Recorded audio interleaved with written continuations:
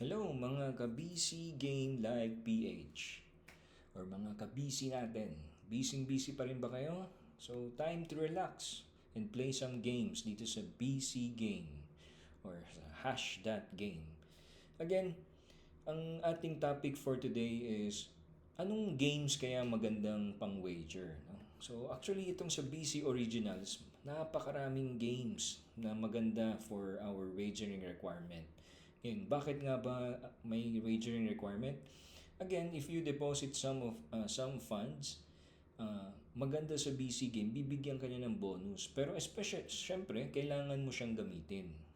Kung hindi, hindi naman pwede bibigyan ka lang ng free money ng game na ito. So, may certain requirements lang. Minsan may times 35 times, minsan naman times 50 times, or minsan at par lang. Kung magkano pinasok mo, kailangan mo lang siya mag-bet.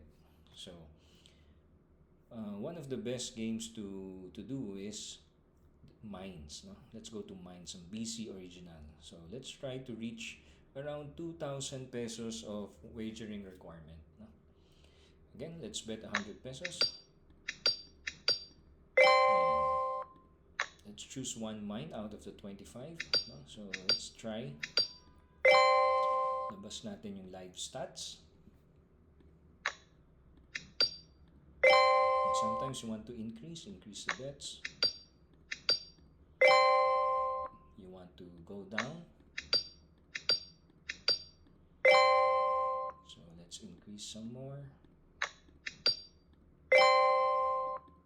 Go back down.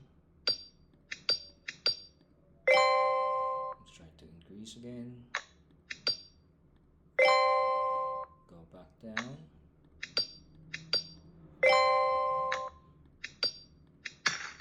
So again, increase.